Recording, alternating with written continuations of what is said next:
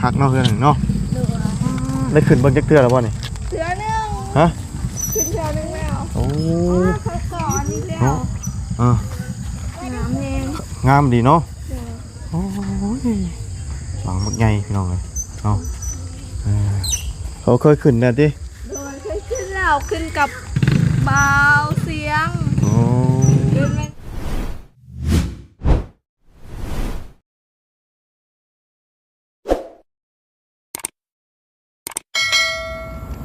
มาพี่น้องเอ้ยมาตอนค่อยคำลงแรงมื้อนี้เนาะเป็นจังใดเช้านี่เพิ่นก็มาไปช่วยงานดองงานแต่งกลับมาแล้วบ่เนาะโอ้ยกลุ่มภาคกลุ่มฝนมาได้ตอนค่ำตอนคืนพี่น้องเอ้ยแม่เราเฮ็ดกินหยังเด้เนาะจะคิดเป็นเฮ็ดกินหยังพี่น้องเอ้ย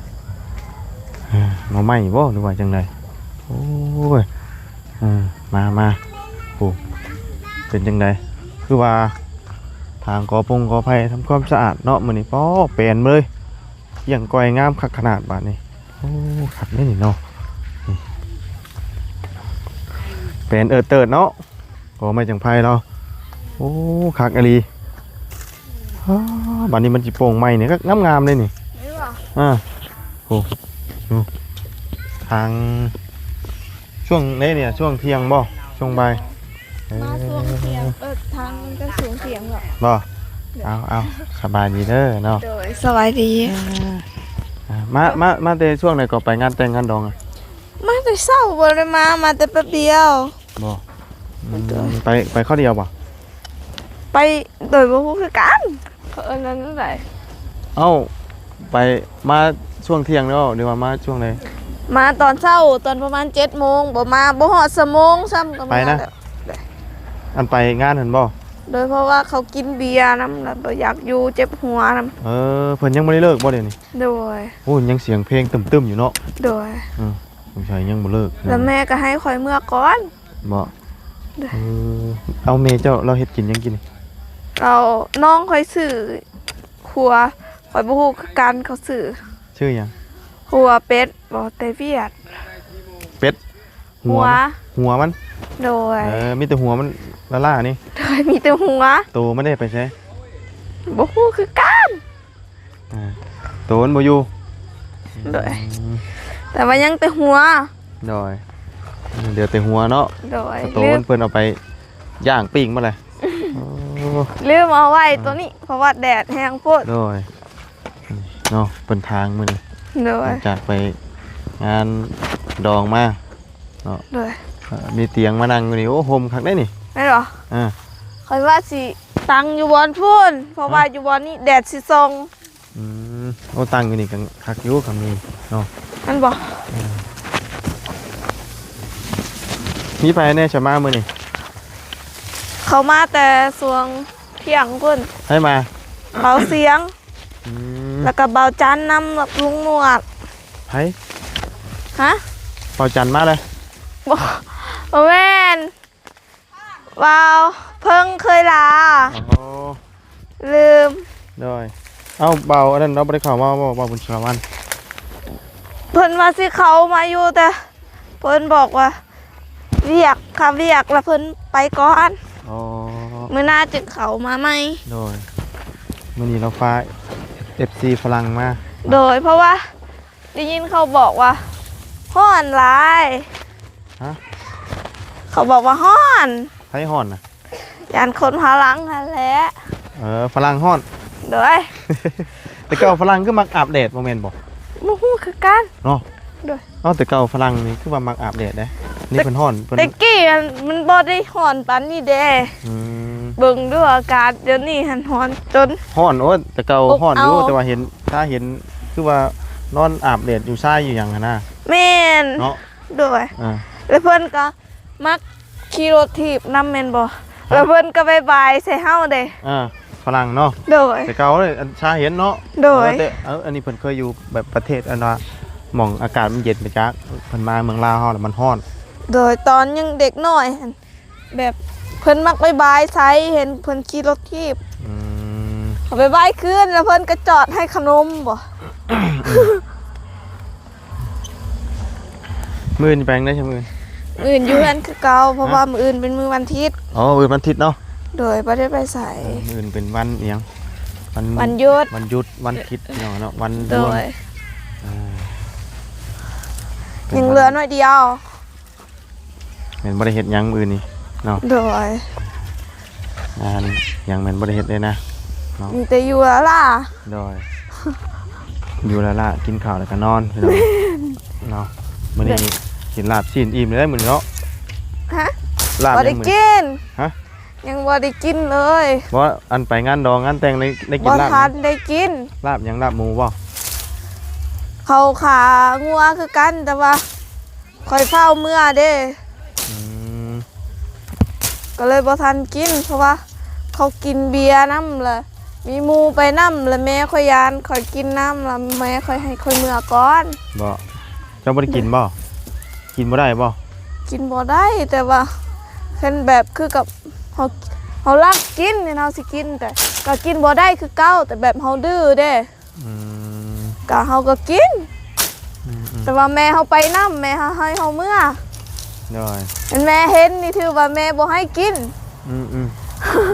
ผมบ่อยากให้กินเนาะ โดยอ่ะ โดยยันเอาเด้ โดย กินเหล้ากินเบียร์เนาะงานแต่งมันก็มีแหละบางเฮือนก็มีเนาะบางเฮือนก็บ่มี โดยไอ้กินเบียร์ปีกายนี่กับปีนี้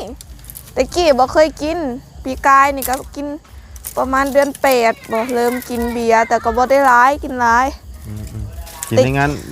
ดองงานแต่งนี่แหละว่า โดยแต่กี้หันเบียร์หน่อยเดียวเคยก็บ่อยาก อืม ข่อยบ่เคยกินเลยหาก็กินเดือน8ปี2025 อืมโดย จนฮอดซุมื้อนี้ก็กินแต่ว่ากินบ่ได้หลายคือเก่า เนาะโอ้ไปก้านยังหำบ่เอามาเยืองนี่บ่เบิ่งเอ้ยมาเยืองสิบ่ ไม่แย่งเอื้อย เยืองหนูบ่เยืองหนูนี่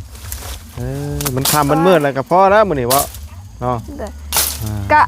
ว่าสิพออยู่แต่เห็นแบบมันขาดตา ค่ำมืดเด้เนาะมื้ออื่นจังเฮ็ดใหม่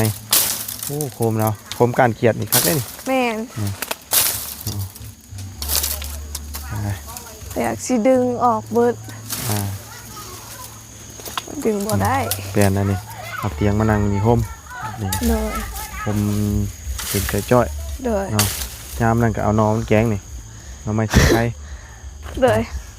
นอนมาแกงแซ่บเลยหวาน แม่น อ่อนพร้อม โดย กำลังสิเฮ็ดอันเป็ดเห็นบ่อันกินแรงนะเฮ็ดหัวเป็ดเห็นบ่ กินแล้ว ฮะ ข่อยกินแล้ว เจ้ากินละ โดยข่อยเฮ็ดกินปลายังปลาโตหมักแบบมันมีไขมันหลายหั่นน่ะ ปลายัง บ่ฮู้กันแม่ข่อยซื้อโตหนึง 18,000 ตัวหนึง18,000 โดย อ๋ออืม ข่อยเฮ็ดกินแล้วข่อยก็กินข้าวก่อน โดยเฮ็ดกินข้าวเลย โดย เอาคนกำลังสิมาได้นี่เนาะคน โด มาย พี่น้อง ไอ้มาผู้เดียวบ่ ฮะ ไอ้มาผู้เดียวบ่ โดย โด เนาะ ย มาผู้เดียวหมู่บ่ได้เข้ามาคำ โด แล้ว ย กับเป็นอยู่พู้นเนาะยังถ่ายคลิปอยู่เป็นยังถ่ายคลิปอยู่ โด เป็น ย ก็เลยบ่ได้เข้ามา โดย เนาะเลยเข้ามาผู้เดียว โดย แต่ว่าฟ้าห้องเลยได้พี่น้องเอ้ย แม่ ฟ้าห้องฟ้าดังเนี่ยเพิ่นคึม มันฟ้า ๆฝนสิตกเลย มันฝนตกใครแน่มีน้ำอาบ อันนี้บ่มีน้ หืม ำถ้าอาบน้ำฝน น้ำไปใช้ยังบ่มีปกติ น้ำบ่มา เอาว่าน้ำนั่น น้ำตายแล้ว อันว่าน้ำมันมื้อนั้นนะ มันตายแล้ว ใดอันปั๊มขึ้นมานะ โดย ใดตาย บ่ฮู้คือกันแต่เขาบอกว่าน้ำมันตายแล้ว น้ำบ่ตายเนาะมีแต่ใดนะมันตาย หากระเปียน เปลี่ยนแล้วบ่ หากระเปียนปีปลายปีกายนี่ยังบ่ทันหอด5 เดือนช้ำ เทอีกอืมตอนนี้เท่ากับใช้น้ำบ่ได้ ใส่น้ำบ่ได้บ่มีน้ำอาบน้ำสิซักเครื่องก็บ่มี อันนี้ได้น้ำประปานี่ได้ใช่ อันนี้เป็นน้ำของนาบ่าว เนาะก็อาบน้ำเพิ่นนี่นะ กะขออาบอยู่แต่ว่าเหมือนบ้านเขาเลยเด้ เกรงใจเนี่ย บ่ โดยเพราะว่า มีจะคนจะอันใส่อันน้ำประปาแถวนี้ มีแต่เพื่อนนาบ่าวเคยกับเพื่อนหลังตัวนี้มีเบิร์ด แล้วมีแต่บ้านค่อยนี่บ่มีน้ำ อืม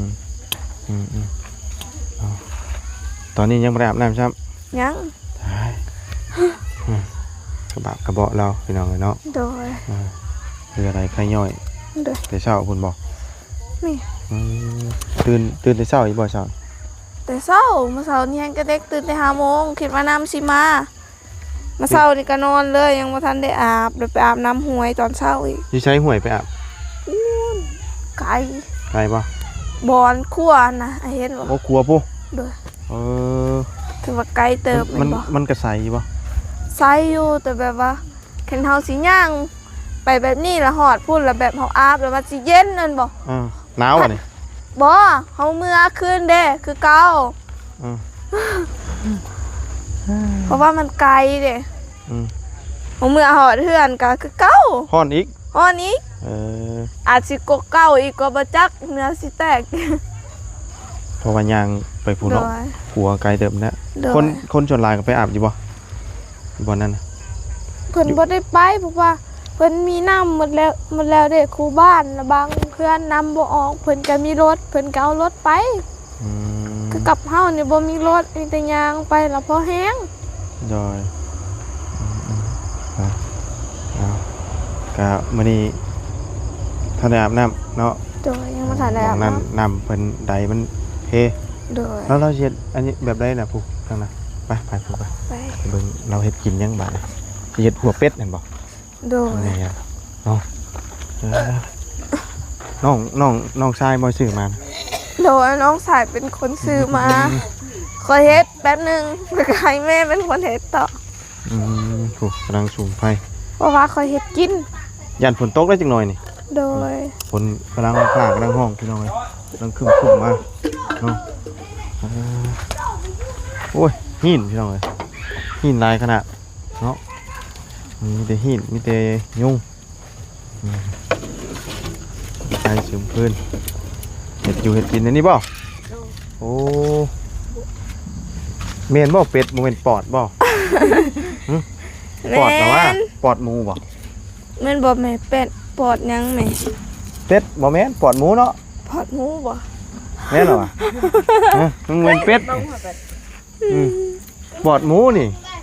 แม่นบ่ใครลืมบ่จัก ฮะปอดหมู ปอดหมูบ่ หมูเป็นตับ เพิ่นว่าเป็ดเพิ่นว่าเนาะหมูเป็นเป็ดเอ้ยสิเฮ็ดอะไรสิปิ้งบ่เอาสิปิ้งบ่ เสียยังแม่ ฮะ อับในย่องพี่น่ะ เฮ็ดได้ได แม่เคยบอกว่าสิต้ม สิต้มเอา โดยเคยลืมบ่จัก ได้ เห็นอ้ายบ่ได้เบิ่งนี่ถือว่าแล้วถูกต้องแล้ว ได้ต้มปอดหมูเนาะ โดย ตื่นมากำลังสุกไฟ น้องเคยไปเฮ็ดเฮือนเขาเจ้าอยู่ปานกระตูบบ่เลยผ่านแล้วก็ผ่า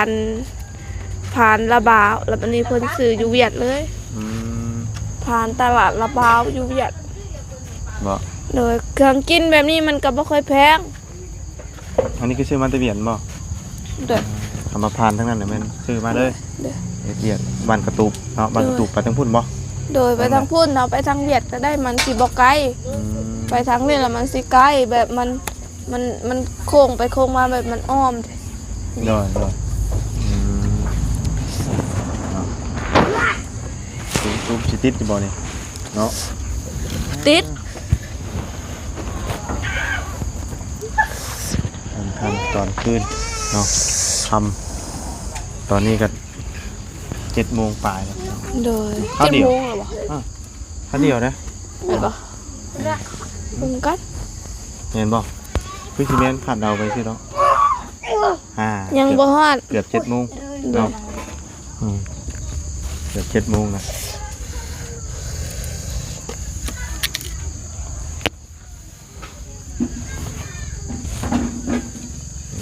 มันยังบ่ทันติด เอาเฮ็ดอยู่เฮ็ดกินมื้อนี้ได้บ่ต้มกินมื้อนี้ได้บ่ กะต้ม มากินมื้อนี้เลยแต่คอยบ่อยากแล้ว ยิ้มแล้วเนาะเจ้าเนาะ โดย อืมตอนเช้าเป็นน้ำหนึ่งตัวนี้มันนี่เห็นฝนที่ตกง่ายๆคราวนี้ โดย ฝนที่ตกไป คิดว่าจุ้ายบ่มาแล้วได้ อืม ดีเด้อที่คอยบ่ได้ย่างไปอาบน้ำ บ่ โดย อันนี้อยู่นี่นะมันจักมือละมือเดียวนี่บ่ 2 มื้อนี้แล้ว 2 มื้อนี่นะ โดยบ่มาตั้งแต่เมื่อวานนี้แล้วคอยบ่ได้อาบน้ำเลยนอนไปเลย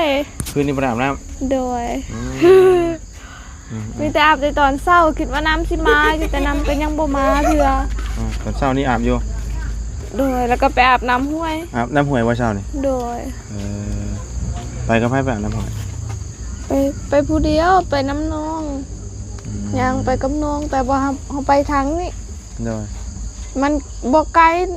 มันบ่ค่อยไกลปานใดแต่ว่ามันมีแต่ปลาเด้กลางคืนนี่มันสิมืดแล้วเขาก็สิย้าน ย่านบ่ ฮะ ใต้โคมแล้วไปนี่ ไอ้โคมบ่แม่นธรรมดาเลย บ่ แบบไอ้เคยไปสวนมันเขาเลยบ่ บ่ แบบก็คือกันจากนี่ซ้ำบอนขั่วหันคือกัน แต่ว่าอยู่นี่หันแบบมันมีแต่ปลาเด้ อืม เราไปทางนี้แล้วมันสิผ่านแต่เหือนคนเราบ่อยากไปนำแน่ อืม คือเราไปทางนี้เรามีแต่ปลา มัน ทาง สิมืด ทางลัดบ่ โดยมันก็ยานพีน้ำแน่ ย่านผีไปชาอยู่ใจอยู่นี่ ฮะ ผีไปชาอยู่บ่อนใด บ่มีปลาซ่าอยู่นี่นะปลาซ่าอยู่บ้านวังเอ๋ยพุ่นไกลเติบ เอ้าผีไปชาบ่ได้บ้านนี่นะอยู่ทางไหน พุ่นอยู่บ้านวังเอ๋ยพุ่น อ๋อทางเขาทางพุ่นบ่ แม่นและปลาซ่าติดกับปลาซ่าบ้านวังเอ๋ยคือกันกับติดกันอยู่บ้านวังเอ๋ยเลย โดย โดย โอ้ไก่เนาะ ไกลแล้วปลาซ่าน้อยหันมันก็ตามทางนี้ไปอยู่พุ่นคือกันแต่ว่าบ่ฮอดบ้านวังเอ๋ยครึ่งนึง โดยอืม เห็นกระติกย่านปลา ย่าน ซา บ่ทางไหน ปลาซาตัวหันเฮงโหดเด้ บ่ โดย มันเป็นนี่ไหน มันมักลอก ผีดอก โดย ผีลายบ่ บ่ร้ายแต่ว่าบ่คือกันมันมักลอก อ๋อ มันหลอกนี่มันเห็นได้ผีดอก แบบ ฮะ บางเทื่อก็ได้ยินเสียงเด็กน้อยบ่ให้แต่คอยยังบ่เคย แต่ว่าคอยได้ยินคนเขาบอกว่าคอยบ่เคยไปผู้เดียวเด้บางคนเพิ่นไปผู้เดียวเพิ่นบอกว่ามีเสียงเด็กน้อยให้ อืม จะมาไหนไปเลยบ่ เสียงเล็กน้อยให้ว่าติ โดย อืม ดาวตั้งหลายไปได้เจาะตั้งหลาย เอามื้อนี้ก็ยังบ่ได้อาบน้ำแล้วว่ะ โด เนาะ ย ไปหาอาบน้ำเอาเราเฮ็ดกิน ไอ้เตียงอะไร ต้มใส่ส้มมะขามเลย โดย เนาะต้มปอด ข่อยก็เลยบอกกล้าไป อืมไปกับหมูเนาะ โดย กลับมาเลยจ้ะ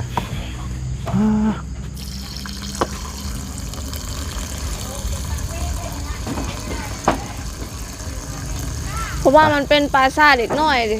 บ่ โดย อืมส่วนหลายทั้งนี้มีแต่ฟังครับเนาะ โดย พี่ประชาจะฟังครับตรงที่พุทธขึ้นมาจากดินครับเอาให้เป็นต้มนี่ก่อนพี่น้องเลย โดย เตรียมระบบต้มปอดแล้วยังฟักยังแค่ต่ำอยู่ บูคือกัน อืม พอแล้วเนาะ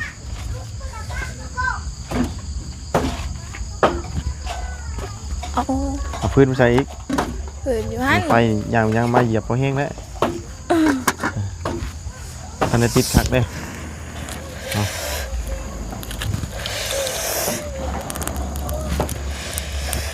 ติดแล้วพื้นฟ้าอันนี้มันชีไม่คักอยู่เวลามันลุกแล้วผ้าดังเลยพี่น้องเลยสิออกก่อนแล้วบาทเลย เห็นปะ ฝนตกเนาะ โดย ไปเนาะขอบคุณจะไปเอามีให้เป็นต้มอีกก่อนจะมีแล้วพี่น้องตอนเปิดพอได้ให้น้องแล้วต้ม โด เดิน ย ใครหรอกไปโรงเรียนน้องแล้วก็เนาะ โดย ไปรถถูกไป โดย เนาะโอ้โหมืดหาเนื้อหนูก่อนหนูมากินมักมี่นี่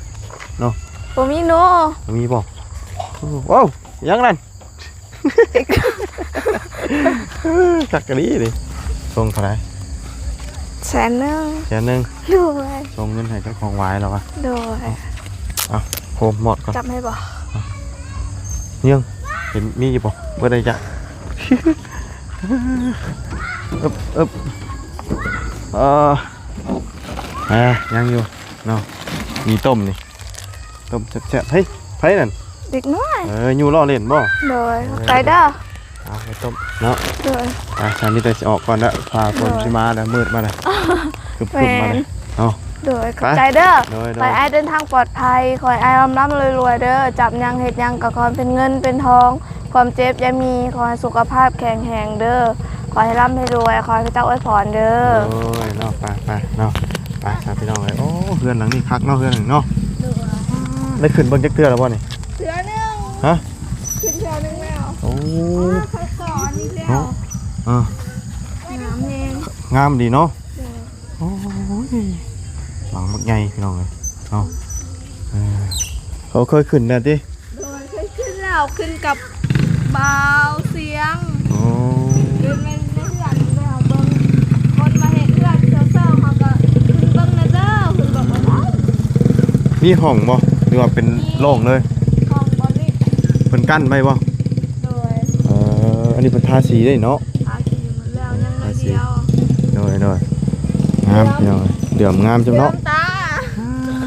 โดยไปออกเลยเด้อฉันเด้อ โดย ดีๆมีเองไป ปลอดภัยเด้อ โอเคสบายดีเนาะไปพี่น้องเลยเนาะไป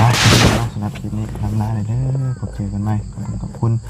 พี่น้อง FC ที่เข้าติดตามรับชมเนาะโอ้หินลายพี่น้องไปแล้วสบายดี